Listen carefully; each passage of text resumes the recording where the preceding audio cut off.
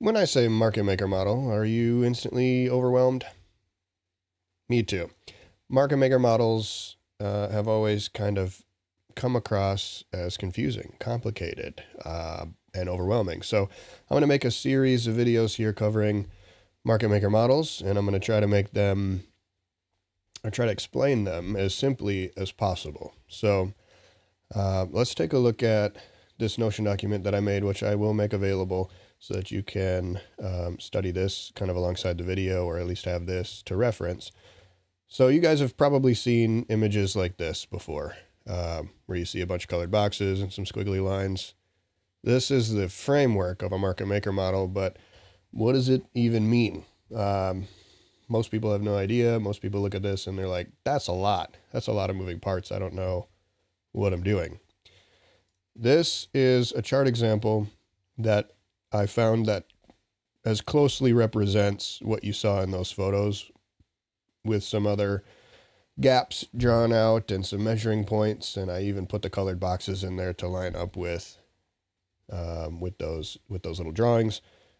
So even this probably looks a little overwhelming, and I'm going to go through all of this as quickly as possible, but as concise as possible, to help you understand that market maker models are not that complicated. They're actually quite simple.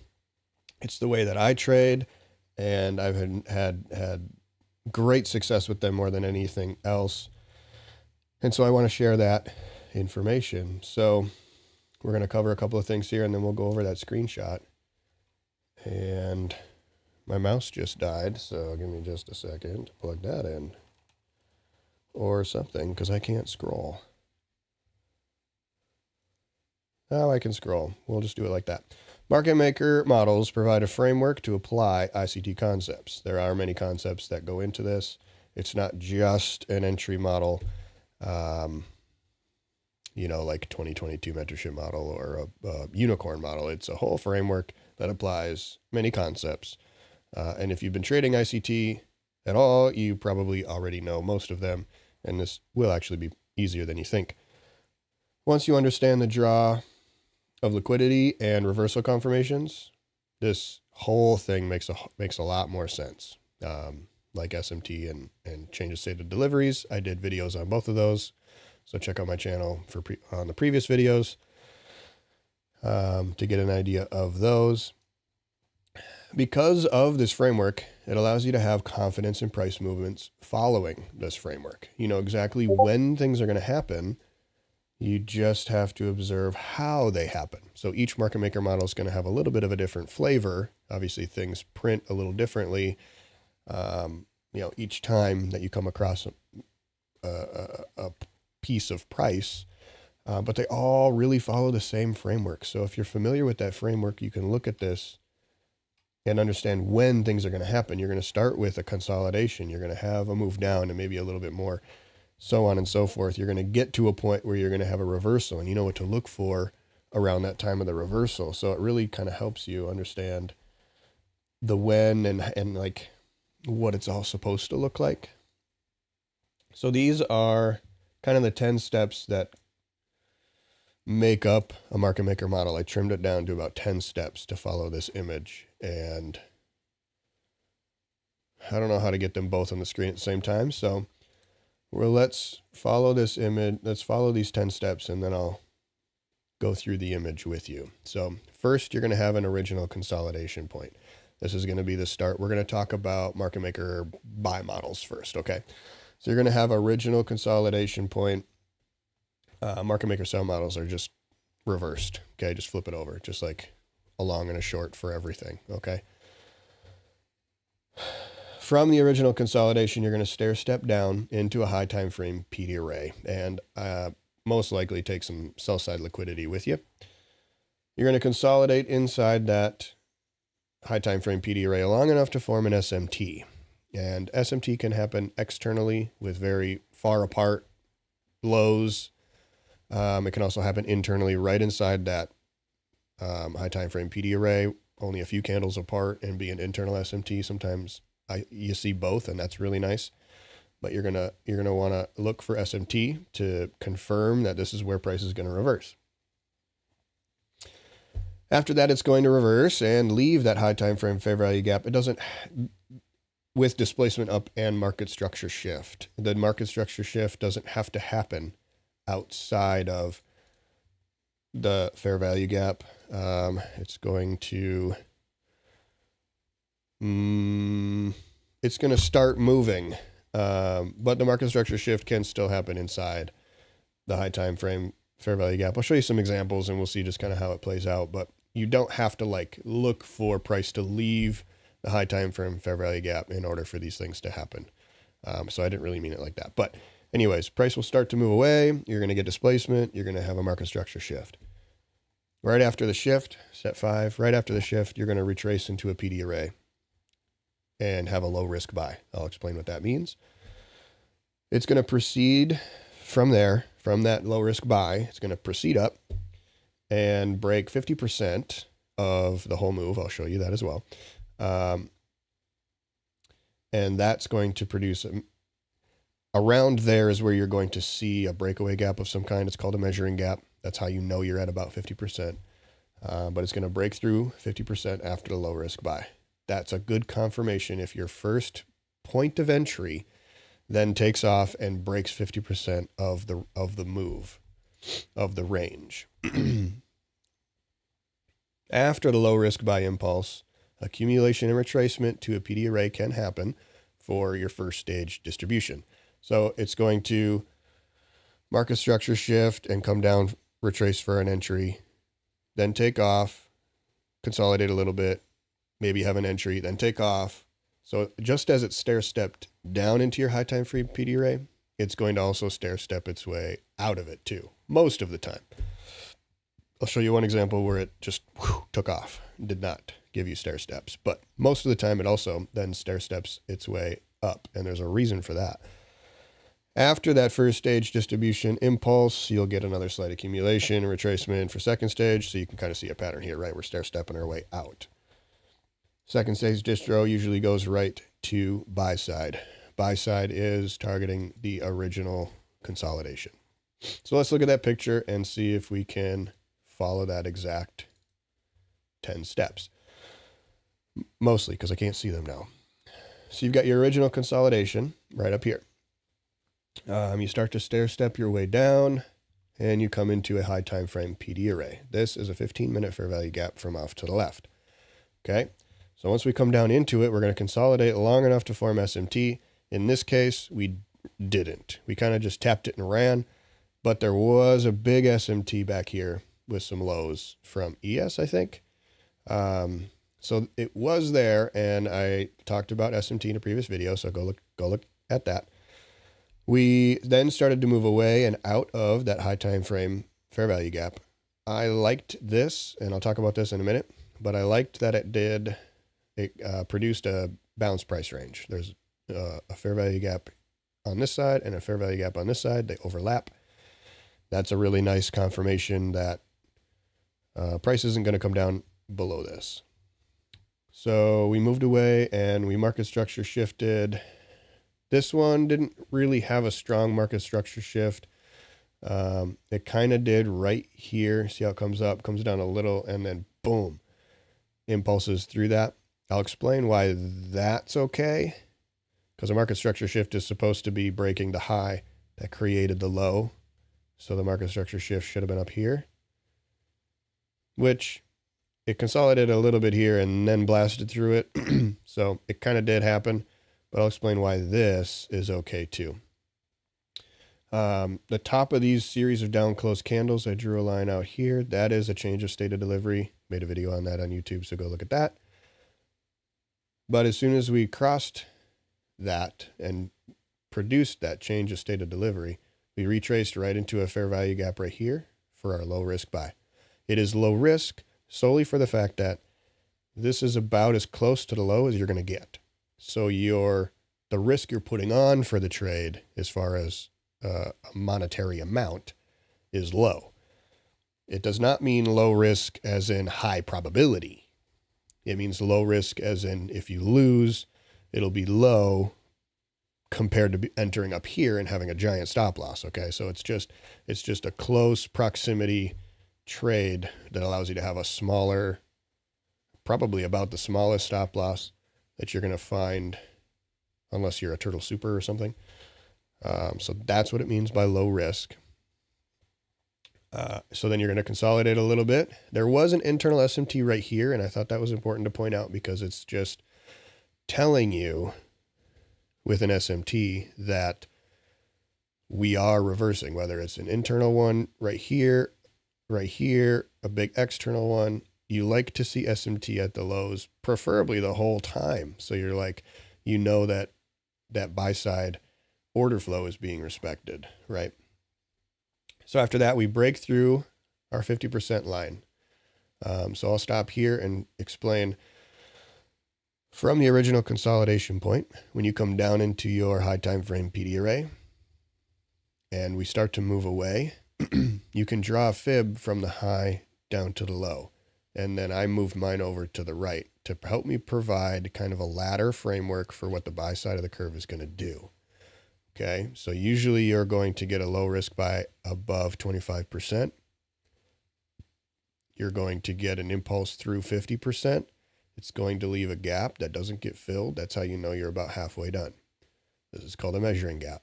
It's a measuring gap because it allows you to measure the fact that you're about 50% of the way through a buy side curve. Okay, so we've got that. After the impulse from the low risk buy, you're going to get some more consolidation and possibly a retracement for entry, which I marked out right here, little fair value gap. And then you're going to get another move straight to buy side. This one was a little lackluster, but we're getting close to the end of the day.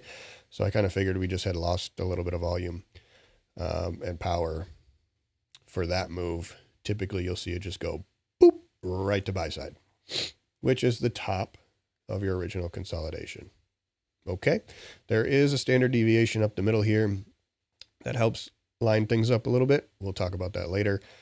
I typically only use standard deviations with power of 3, but you can use it with market maker models too. So I'll talk about that another time. So you can see with those 10 steps, it fits a framework pretty well. Each time it's going to look a little bit different, but that's essentially it right there. So a couple then random things that I'll talk about with market maker models, just to provide some additional info, really. There are 5 requirements to any trade model, and it applies to market maker models too, which is why I put it here. But any trade model needs some type of high time frame draw. You need a target. You need a target that is big and obvious enough that price is going to move to, and it's going to be on a higher time frame because a 1 minute fair value gap is not going to matter for an entire daily move or something like that. That would matter for like a tiny little scalp or something. Okay. So you need a high time frame target. In order to get there, you're going to need a liquidity sweep. So as price comes down into that high time frame PD array to start the market maker model, you're going to need some kind of liquidity sweep down here. You need fuel. So there's sweeps of lows all along the way. There was a bunch of junk happening to the left over here before, during lunch and stuff. So we swept all of that as we came down. You can sweep London highs, lows, Asian highs, lows. You can sweep previous days, highs, lows, things like that. You need some type of liquidity sweep. Once it does that, typically it'll start taking off and then come back and take out the people who went in early. That's called a stop raid. Typically the stop raid will not happen on all 3 assets. When you're looking for SMT, you're already looking at ES, YM, and NQ. And one of them, the stop raid won't happen. And that will be an SMT when comparing it to the other ones. So again, I went over that a little bit in the SMT video where you'll see a mismatch in the highs and lows. And then displacement, obviously you want to see an energetic move away from wherever price is doing its thing so that you know that that was enough liquidity and we're going to form a model that you can enter, an entry model, and then that price is going to reverse or retrace in the way that you think it's going to. And that'll leave an imbalance. Displacement is confirmed by an imbalance, and imbalance means you have displacement. It also is a point you can enter. Imbalances don't like to be left, so you're going to see an imbalance left with displacement, and it likely will come back in and at least tap it, maybe even fill it a little bit, but it's a good place to enter. Oops. So some random notes about market maker models that I found in my studies that just kind of help you. Tapping that high time frame PD array with SMT during a macro is really great. This one did not happen during a macro. There was a macro like up here at 1250 to 110. There was one at 150 to 210. And then this whole thing happened right in between two macros. So like, it is what it is. It doesn't always line up with macros, but when it does, it just kind of adds another layer of confluence. Macros are really great. They're already supposed to sweep liquidity. So, you know, why not have it happen during a macro? Then you have a time element applied to it all, time over price, right? So macros are nice. Market structure shift can be any swing if there's SMT. This is kind of what I was talking about earlier. Ooh, that got big. Typically you want to, in this case, you'd want to see a break of this high because it's the high that created this low. So that's how you know that market is shifting. But in this case, we left a little high here, but we had SMT at the bottom. Shortly after we had SMT too, but you wouldn't have known that yet. So when there's SMT, market structure shift can be any high because you already have reversal confirmation with the SMT. All right. Okay. SMTs do not have to be a swing point. That gets a little more advanced. You can, like one asset will hit a fair value gap and the other one won't. That can count as SMT. But like I said, it gets a little more advanced. So for you guys, if you're just starting, just focus on swing points. Even I'm still focusing on swing points. I'm not moving into more advanced SMTs. Just focusing on swings. It's easy, it's obvious, and it works. BPRs showing up at the peak or trough is ideal. That happened here. You will see this pretty often. Pops down, grabs liquidity, pops away real quick, leaves a fair value gap on this side, fair value gap on that side. They overlap. You get a BPR. Really strong PD array. I like that a lot. So 5-minute or 15-minute market maker model framework. What you're looking for on the 1 minute is only your entry, usually. What a lot of other people are teaching is to look for this framework, this whole framework on the 15-minute. This could take a couple of days to make a sell side of the curve. And then as soon as you start to get a change of state of delivery on the 15-minute, you would drop to the 1 minute and find this little 3-candle retracement into a fair value gap. And there's a tiny, you see these 3 down candles, 3 up candles. If this was the 15-minute chart, those 6 candles would be a very tiny 1 minute market maker buy model within a huge market maker buy model. The whole market maker model is an extremely fractal framework. This, if I didn't have the one up here to say this is a 1 minute chart, this could be any time frame. You could see this on the daily, weekly, monthly. You could see this on 30-minute, 15-minute. It doesn't matter. This framework will appear just like this anywhere. So you got to pick some time frames that you like and just run with that. My high time frame is 15-minute and my entry time frame is 1 minute. Now, what generated this market maker buy model was on the 15-minute to the left here. We impulsed up and then we started to retrace again on the 15-minute down into the fair value gap that was left from that impulse. So as the 15-minute started to come down a couple candles into this fair value gap, on the 1 minute, it was much more detailed and looked like this, stair-stepping its way all the way down. So that's kind of what I mean. Now your entry model is going to be on the 1 minute. And that's it for that. PD arrays that can be used for market maker models. Anything. Literally anything. I'll show you an example in a minute. It's not always a fair value gap that you're going to come down into. It's not always a fair value gap that's going to be an entry.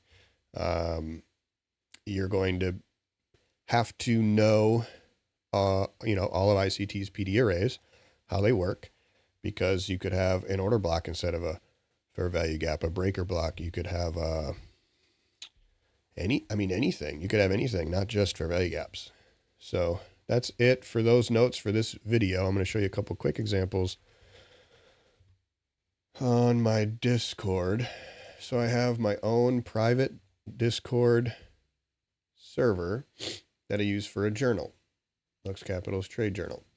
I'm going to be releasing access to this soon. I have a ton of stuff in here. I got every single day, documenting my trades, thoughts, feelings, etc. I got a whole guide on how to, it's more than a guide, really. It's like an entire teaching, almost a mentorship, but not really, on how to trade like I do.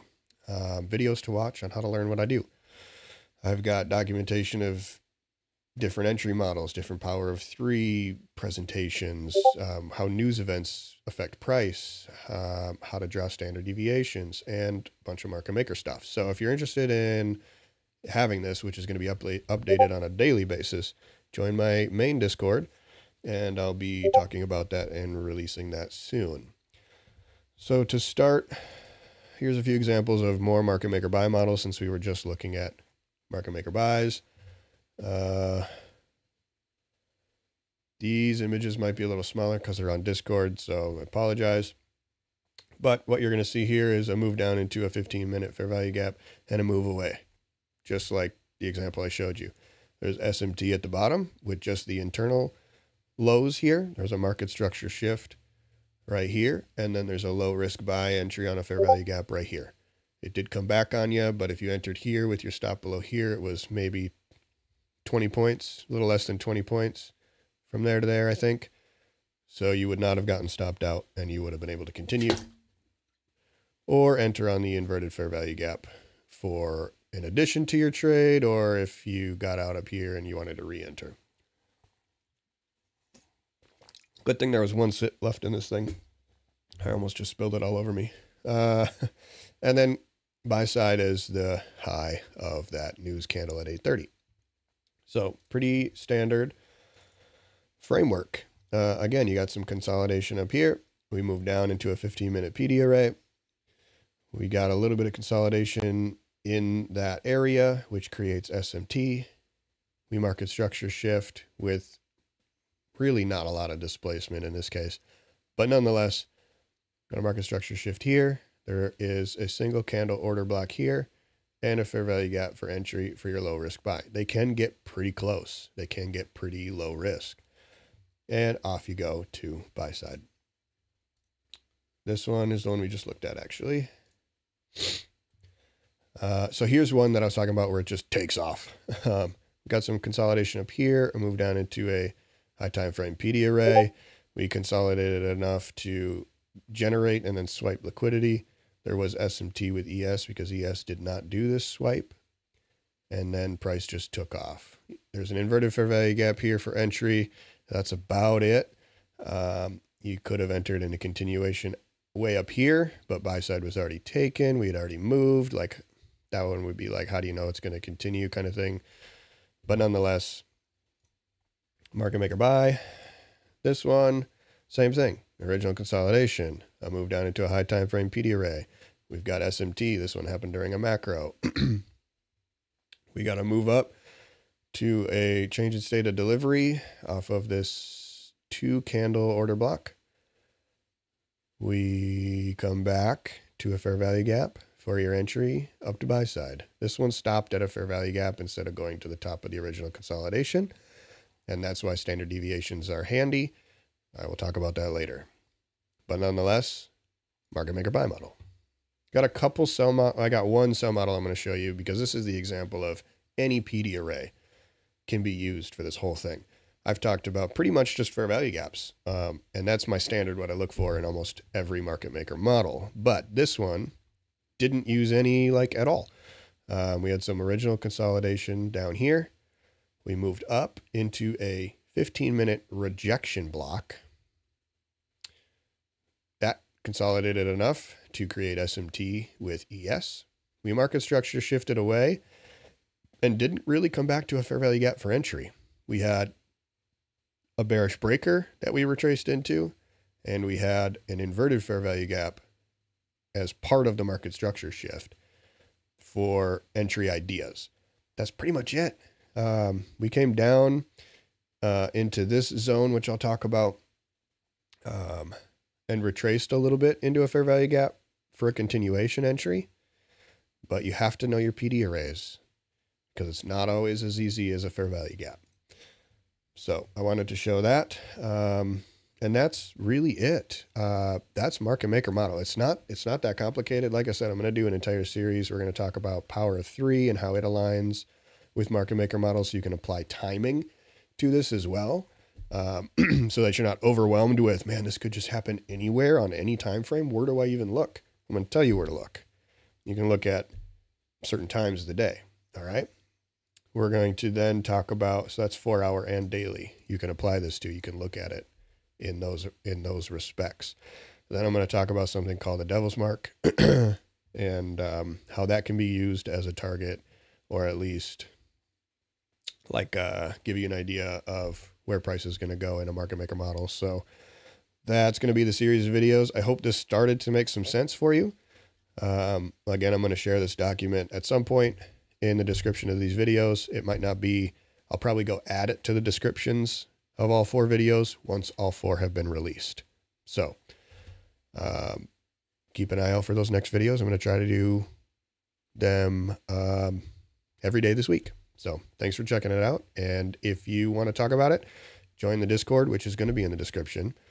And if you're interested in that, in my personal trading journal, as well as data collection, that's going to be in my Discord as well down below. So hope to see you there and have a good day.